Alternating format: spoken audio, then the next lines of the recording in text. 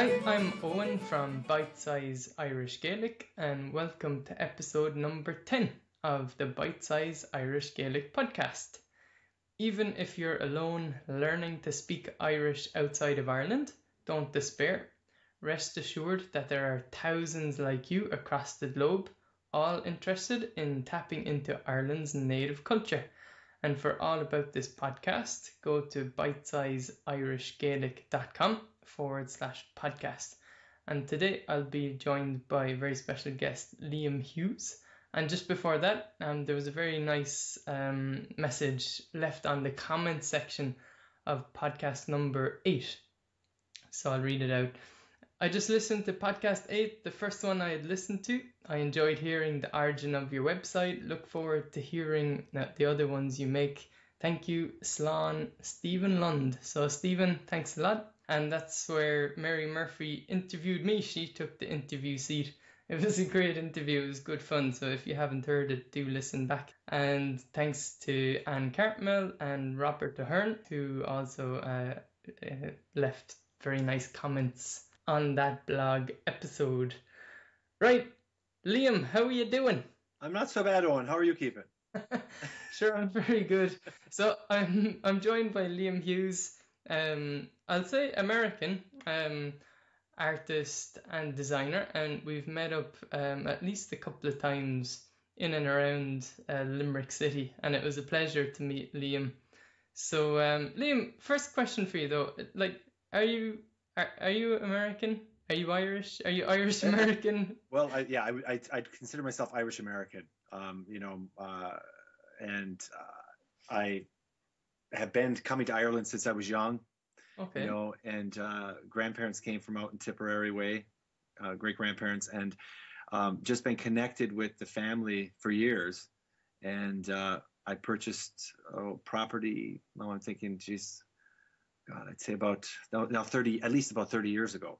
Oh, Jesus, that's a long time ago, Liam. It was. So it's really hard. I kind of have the best of both worlds. I feel like half the year I'm Irish and half the year I'm Irish American. So. Yeah, cool. Yeah, and so just to give us a little background, like what keeps you busy all year? What are you up to? Well, what I'm up to, I always say I kind of split my time between America and Ireland. I'm an artist, designer, singer, etc.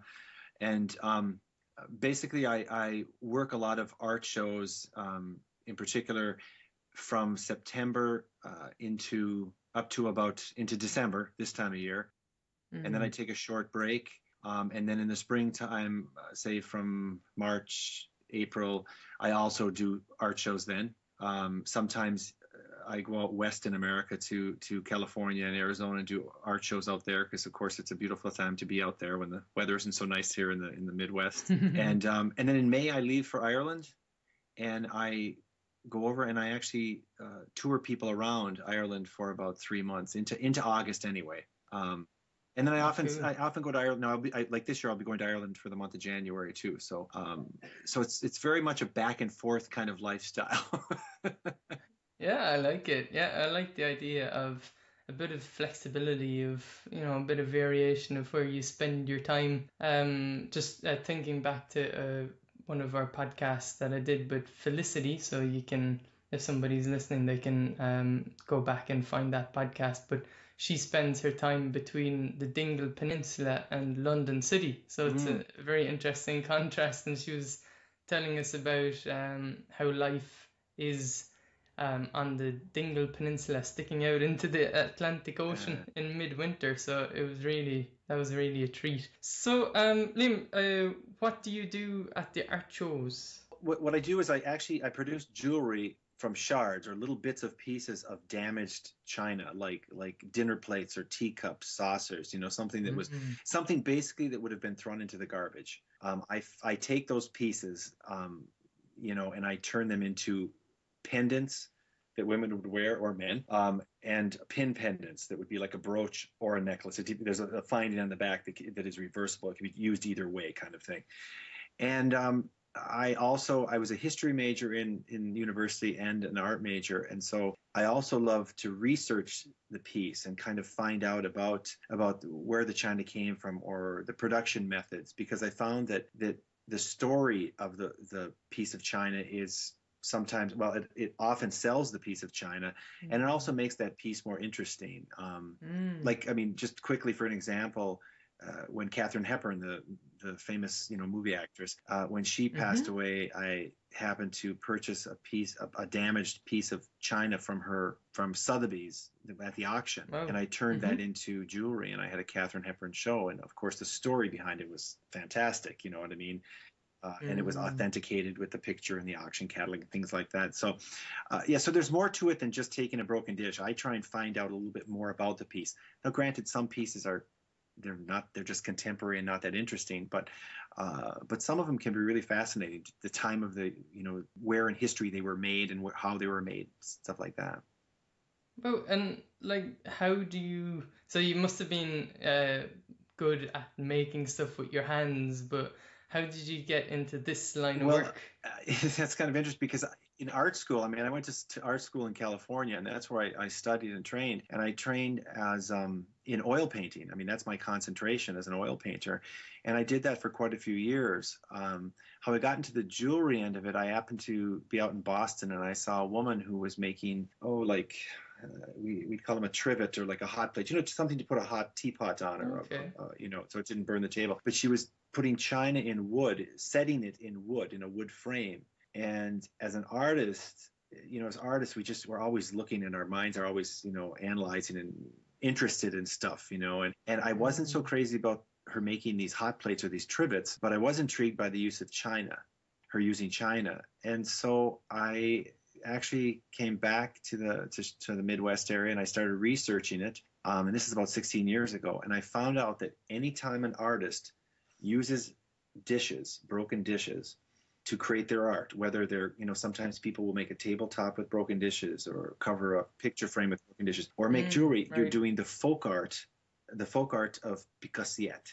Now, I forgive my French pronunciation, but basically assiette is like a place setting or plate, and pique is small bit or take from, and so it just intrigued me then to find out that although it has a French name, its origins actually are very ancient, and they go back to Africa. And that to me I was fascinated by it, because I actually had studied African art quite a bit in school, where a water vessel or grain vessel would have been smashed when somebody died. They would have laid those pieces on the grave because the designs were very distinct to the individual families. Basically, then people knew who was buried in the grave. Oh, interesting. Yeah. And do you pull in your kind of Irish side of it into the jewelry at all? I do. Often I do. I love working with Balik. I mean, Balik is as you can imagine, it's a huge seller in America. The Irish Americans love the Balik. And I also find a lot of my china in Ireland. I mean, I found a beautiful amount of it once. I was in the village of Cong, and up in Mayo, and I found I was down in the river, and the river was kind of low, the estuary or whatever, the river was kind of low. I found all sorts of bits of pieces of china. Right.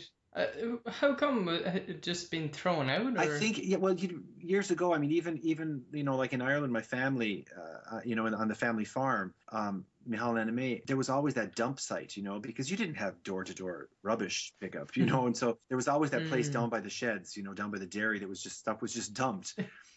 and you'd just be amazed. I mean, if you broke a cup, it was thrown there. Now these, like, the family's been in the home for 300 years, so you can imagine their rubbish pit is quite large. Yeah, interesting. So Liam, like, bring us back. Like, where in the U.S. did you I was born and raised in the Upper Peninsula of Michigan. So I was surrounded on three sides by the Great Lakes. Very close to Lake Superior. I'm a short distance from Lake Superior, and also then very close to the Canadian border. I wouldn't be too far from the Canadian border. I know in my travels around the United States, when I went to school in California, people often mistook me for Canadian just because of the accent was just border accent, we'd call it. And when you were growing up, like, you obviously had a pretty strong connection with Ireland, but like, did you grow up as what you might call an Irish American, or what was it like in the It household? was what my father.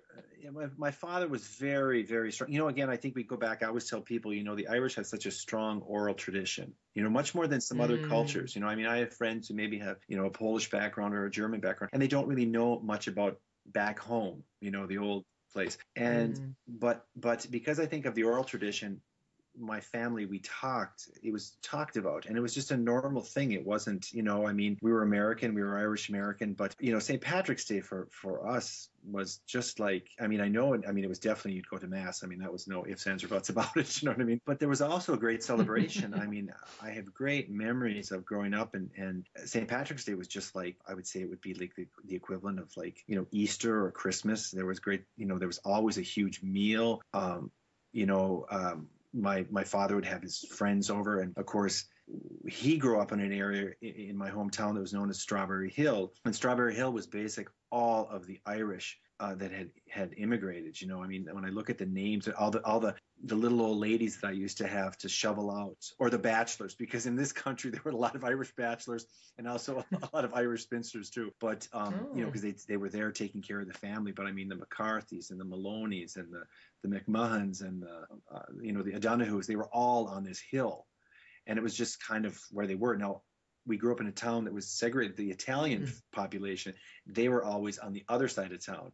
And it was funny. You'd meet at church. A lot of the okay. Italians are Catholic, the Irish Catholic, but then you went back to your neighborhoods.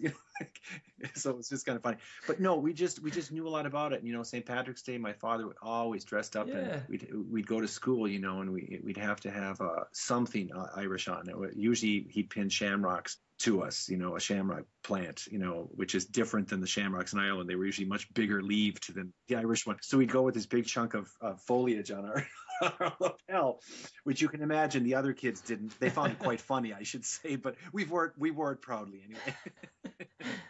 Yeah, cool. And by the way, when you say oral tradition, you mean like we talk a lot, right?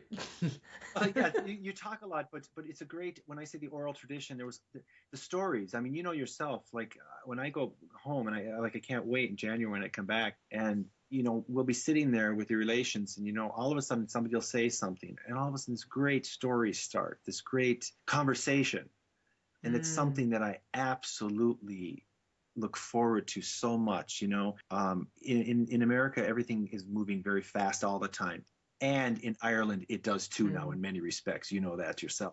Everything is much faster. yeah. It's get this, get done, move here. Now, where I have my home, it's up in the Silvermine Mountains. So it is a much more relaxed atmosphere. We're not in the, I'm 20 minutes from the main village or the main town of Nina. So it's still very rural, and it's still, I love being able to walk down the street and you knock on anybody's door. It's just, just some you just push open and you just walk in, and there's nothing like the conversation sitting there. I absolutely love it. There's something about the Irish conversation, and yourself, it just leads to, it's constant crack. Yeah. I mean, oh, But could I live but with Liam, crack? is it cynical crack? Is it sarcastic or just good fun? Or how do you find it? It's funny. I find it. I don't find it cynical at all. I don't. I find it like, I enjoy so much sitting down with a relation of mine, Mihal, a cousin of mine, Mihal. He and I absolutely love to do the banter back and forth. You know what I mean? Like, I'll say, I phoned him the other day and I said, "No, Mihal, I'll be coming over on the 9th of January." He says, "You don't have to. It's no bother. You don't have to." I said, "No, I don't mind." He says, "No, really, it's okay if you don't come." And I said, "Look, I'm not going to disappoint you." I said, I wouldn't do that to you, that kind of stuff. You know what I mean? The back and forth. Yeah, yeah. Now, he would, I assume he'd be disappointed if I didn't go. But I don't find it cynical. I find it great fun. But I will say, now, I did have some guests once, and I have to say, this was not too long, a couple of years ago. I had some guests, and one of the neighbors knocked on the door, and one of his young daughters, asked, "Was there any copper for the baby?" You know what I mean? Now, she knew, and I, of course, knew her. And so I went to the guests were there, this is husband and wife and a friend. And I said, "Oh, this young girl here," I said, "she was looking if there was any money, any coins, any copper for the baby." And the wife, she picked up on it right away. She enjoyed it. She went and got some coins. And he got very concerned that this poor little girl, you know, didn't have, and he was quite caught up in it. And I was smiling the whole time. I mean, I knew what was going on. But then after she left, and he'd given her a couple points, and he was he didn't get it. You know what I mean? He was very confused by it. And I had to explain it to him. And even then, the next day, he said, well, I could, for him, that experience wasn't fun, But so do explain it to us. Like, what would your interpretation be? As far as how the girl was asking for the coppers for the baba. It was totally tongue in cheek. I mean, she was playing the part really well. You know what I mean? She was playing the part really. She was about 12 years old at the time, I think. She was. Was she? She was playing it. I mean, she no more was old enough to have a baby. But she was playing it very well, and of course I was just, because I just jumped right into it right away and was enjoying it. And I said, oh, this poor girl, and she wondered if we had any, copper, anything like that. And who says copper? I mean, I would never even say that. Yeah. And and so go ahead. Like, so you mentioned, like, you referred to it as home, like back. So did you grow up when you were young? Were you able to travel back to Ireland? I didn't too much when I was really young. It wasn't until I was a little bit older when I traveled back. And I think I refer to home.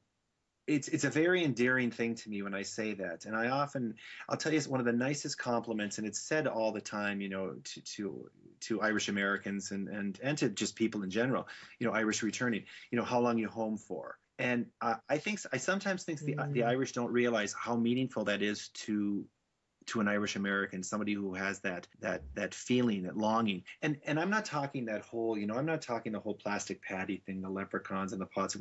That's I'm not talking that, you know what I mean? That's a whole nother segment of society, which I don't even get. I never understood that, because that wasn't where I was coming from at all. But it's such a compliment to say that, because we in this country, in America, the country's so young.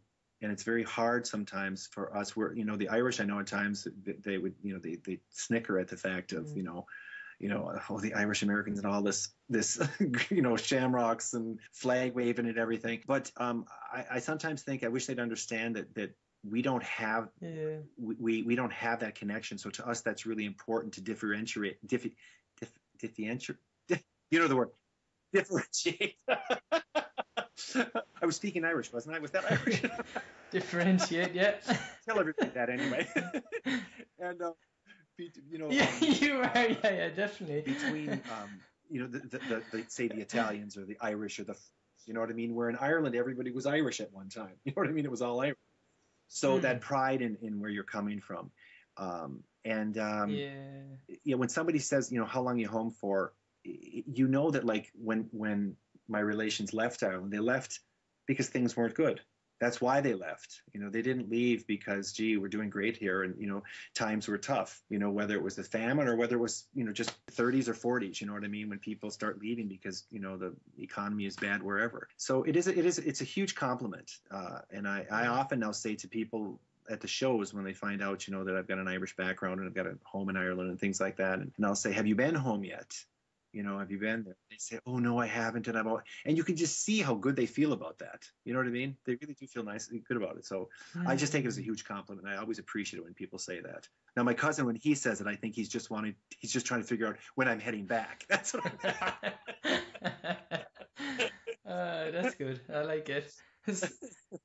You have this, so there's a family farm that you said has been there for, say, 300 years. Is that what you bought, or is there a separate property? No, there's separate property. What I actually bought was, the family farm. Michal and Anime live in the family farm, and I don't know, 30 years ago, 31 years ago, I was over there with my parents and my brother, and we were, seeing everybody and visiting and stuff. And I just asked my cousin Michal, I said, "Is there any place for sale, local?" How I was totally just excited and just wanted to know, just kind of. And he said, geez, he says, the Burke's place is for sale. But he said, nobody's looked at it. It's been closed. They died several years ago and it's been closed up. And geez, we're so far high up we're up in the mountains. Nobody would be interested in this place. You know what I mean? And so I think in my youth, I was just excited. I said, well, I'm just going to call the auctioneer and just see what just see it, because I wanted to go into it anyway. At that time, anything, if there was an empty old cottage or something, I was crawling around in it. And so I met the auctioneer and I went through the place and I put a bid on it.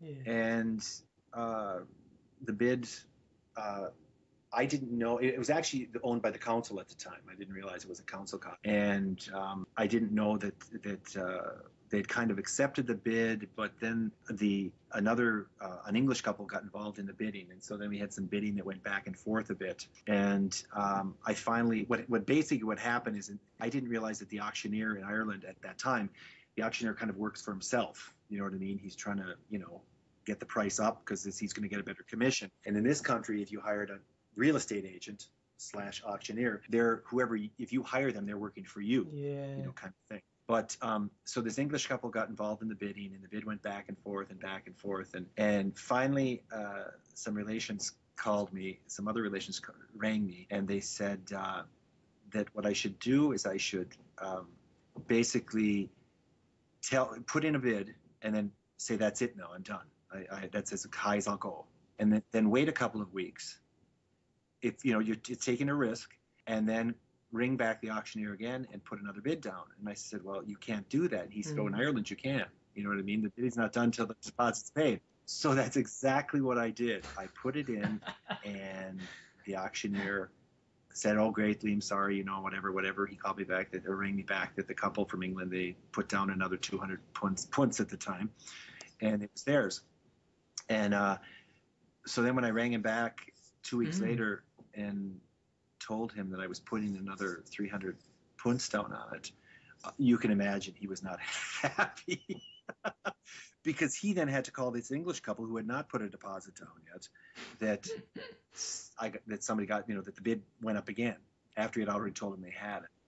So basically at that point they pushed out of it, and I got the cottage. Yeah. It's really been a thrill. It's been a lot of work and a lot of money, but it's been a thrill. I couldn't ask for more. And that's why when I say go home, it really is going home now in so many more ways than just, the Irish connection. It is my home over there, And tell us a bit about the Silvermines. That I guess you could say it's a range. It's not is it a mountain range or more of a hill range? No, it's kind of a hill range. Like if I go into Nina, I tell people I'm up in Ballycare and Knockahopple, they right away they say, oh, you're one of the mountain men, the mountain man. So I'm referred to as one of the mountain men, and it always seems funny to me because I don't see them as mountains. I mean, you do when you leave Nina, it's all uphill till you get to the place. But I wouldn't call it a mountain. I would call it a lot of big hills. Yeah. I definitely, but that's all right. And it's called the Silvermine Mountains. So yeah, it's not like a mountain like the Rocky Mountains or the Swiss Alps or anything like that. But and there are mines there, aren't there? Do you know any background to it? The little bit I know about it is that there were silver mines that go as far back. I mean, I shouldn't say. I think they just go as far back as the Middle Ages. And what I do know is actually one of the first mints in Ireland was actually in Limerick, and the silver came out of the mines there, and it was then struck.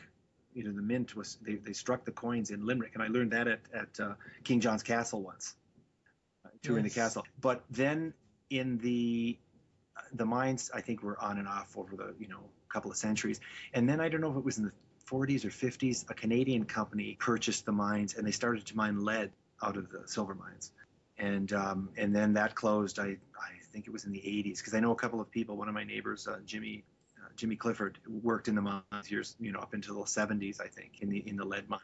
So yeah, that's pretty much I know. But there's a great mining tradition. The town is really nice, and the people there are very proud of that mining tradition. And you can really, I have a friend in town there, Eamon Dooley. He's a good friend of mine, and he took me around some of the mine sites one time, and I was fascinated by some of the stuff that's still left there. And if you just have to get off that main road and go in there, and some of the old buildings and the old shafts and everything are still there. So it's quite interesting. Really, yeah. So just to put it on the map, I'm in Limerick, and the Silvermines is not too far away from the city. No. I guess back in the day it might have been a bit of a trek. I think 30 years ago it was a bit of a trek. It's not so much a trek anymore. I love walking up Keeper Hill. So when you go up Keeper Hill, it looks back down into Limerick City, and it looks down on, Yes, you can see Nina town. And it's just yeah. beautiful part of the world, I have to It say. is. It is. It really is. Keeper Hill is just. It's such a gem to me. You know, I, I, I can. As I'm driving up to my cottage, there's of course this hill right in front. But for the most of the drive to the cottage, I get a beautiful view of Keeper. You know, and I always remember years ago my cousin saying to me, "Keeper's got his cap on today. Keeper's got his cap on." And I could never. You know, he said Uh, basically the clouds were down low enough. You know, but Keeper Hill is such. I'm all around that area all the time because I've got relations in Tour again, which is even closer to Limerick, just outside of Newport and Tour, mm, and the Kennedys, Mary and Tim Kennedy, and I go there all the time. And of course, you have to basically go around Keeper to get to that other side, pretty much, you know. mm-hmm. Now it's a real. I mean, everybody on the mountain, we all just Keeper is very important to all of us. It's got a great feeling to us. You know, we really feel like we're much closer. Than say people in Nina or anything like that, you know, that it's kind of part of our landscape. Yeah, I will put it in the show notes. A couple of photos. There was I'm part of a group called Gael Limni, and we just get together every once in a while in a Limerick pub and speak a little Ah, Irish. And we arranged to do a walk up Keeper Hill, and I'd say it was like a January, mm, so it was kind of bad weather. So it was all overcast, really cold mm, weather, and it just happened to snow that morning, so there was like snow oh, everywhere, and it was completely overcast, yeah, right? So we do the trek up Keeper Hill in any uh, case, and I got up above the clouds, and it was oh, sunshine up there with snow, and it was beautiful. just Just fabulous. You just looked out all brilliant. across towards the Limerick Shannon Oh, estuary, and yeah, it really was beautiful. So oh. I'll put up a photo with us drinking a cup of tea Cup of tea, up there. perfect, perfect. Have you ever been to Spout? Did you ever go to Spout? No? Where's Spout's this? it's Oh, on Keeper, and you climb up. It's which side is it? I'm trying to think. oh, I came up through oh geez, I think it's up through Tour. I think I went up through, and you go up, and okay. it's a waterfall that shoots off, and they call it Spout because it's not a huge waterfall, but it just kind of shoots right off the top of the off of Keeper. And what's really interesting is you can crawl up through the. Oh, Oh, I mean, it's really kind of a climb as far as just you're just hanging on to the you know the scraw and stuff. You know what I mean, the heather and stuff. But you can get up to it, and wow. you can actually go underneath the waterfall, Wow. and Mm. it's just I mean it's absolutely beautiful. And I often said sometime before I die, which you know hopefully it's in the far future, but I'm getting older, I keep thinking I want to climb up there. I would love, there's actually enough space that you could actually stay over, you know, stay overnight. Wow. It would be an unbelievable thing to wake up there, you know, like at 5 o'clock in the morning in the summer, you know, when the sun is Wouldn't it? and see this water shooting out right in front of you going down into the valley. So if you do it And again, you'd wake up and go, oh, damn rain again. with my luck, I'd roll off into Spout and I'd be showered all the way down to the bottom of the hill. So you uh, have to go there sometime. Make a point to ask somebody about Spout. How do you get to Spout? Excellent. Definitely will. Liam, while we're talking about places to go, so you, one of your the things you pass your time during the year is bring people on tour, I do. a bit of a private tour, right, around Ireland. So is there anywhere apart from Tipperary where I guess your heart lies, that when you get back there, you feel a little bit at home again around Ireland? Yeah, you know, boy, I travel so much around, especially into like Waterford, Cork, you know, the Killarney, Dingle. I mean, I'm doing that quite a bit. I've often said to myself, if I didn't have my place in Tipperary, if that wasn't my, you know, home base, Right. you know, largely originally because of family, but now because of my home and just because I just love Tipperary. Is kind of a hidden county. I think a lot of people don't think of it as the place to go, and it's so gorgeous and there's so much going on. But if it wasn't Tip, Mm, I would head to Connemara. I love Connemara. I don't mm. know.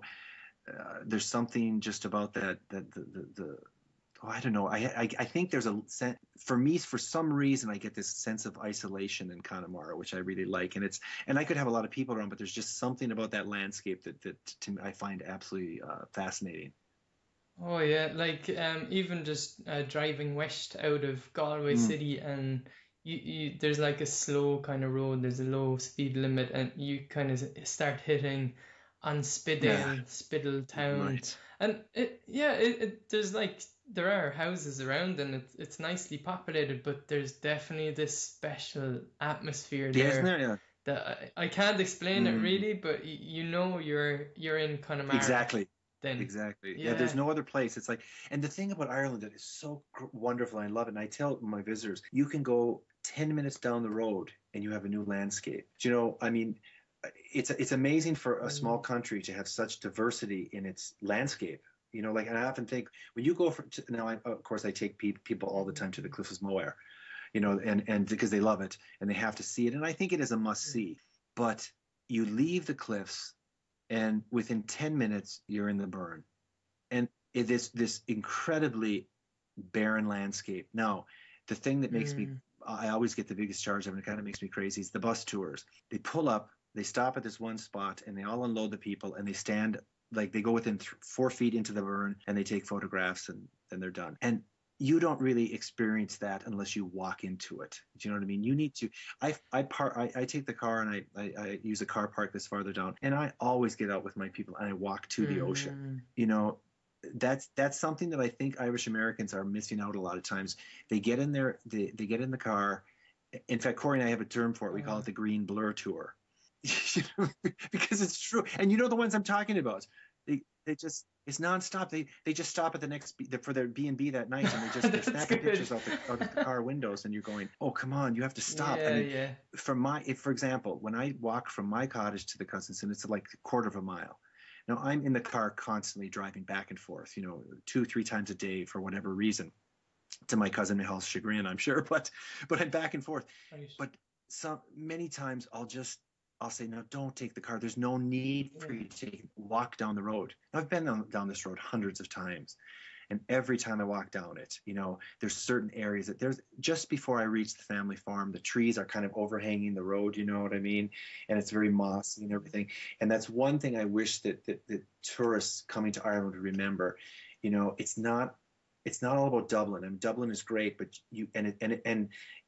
and you do need a car to get from point A to point B, but take those 1 or 2 days and get out of the car and just walk the roads. I mean, I think if a tourist started on the end of my road and just walked all the way from from Ballycare and Knockahopple, Foilduff, all the way down to the end of that road, there is no way they wouldn't have a fantastic conversation with someone on that road or to be invited in.